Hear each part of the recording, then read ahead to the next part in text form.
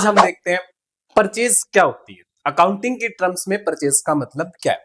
जैसे हमने एक एग्जांपल लिया, SRV steel private limited company.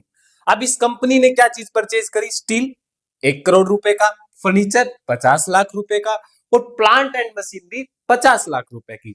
अगर मैं आपसे पूछता हूं आपके पास माल कितना पड़ा हुआ है, अगर मैं आपसे पूछता हूं आपके पास गुड्स कितना पड़ा हुआ है, आपके पास गुड्स 2 करोड़ रुपए का है या 1 करोड़ रुपए का, तो आप कहोगे सर हमारे पास माल कितना है?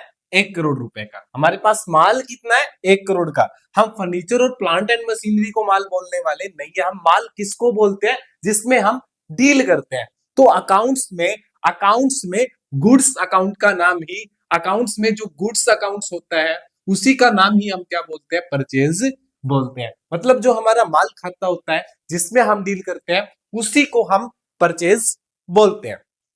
जैसे या तो आप एक मैन्युफैक्चरिंग कंपनी है तो मैन्युफैक्चरिंग कंपनी में परचेज क्या होएगी?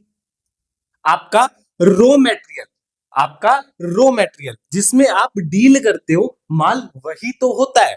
अगर आप ट्रेडर्स है, आप एक कपड़ों के व्यापारी है तो आपने रैक बनवाई होगी, plant and machinery, furniture and pictures आप लेके आए होंगे।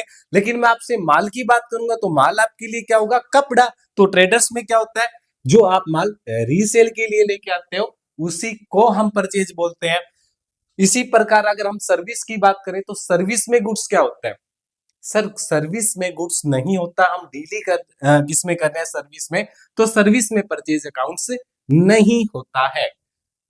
सर्विस में परचेज अकाउंट्स नहीं होता है क्योंकि हम माल में डील ही नहीं कर रहे, तो गुड्स अकाउंट्स नहीं डलेगा। गुड्स अकाउंट्स का नाम ही तो परचेज है। आई होप आपको ये चीजें समझ में आई होगी।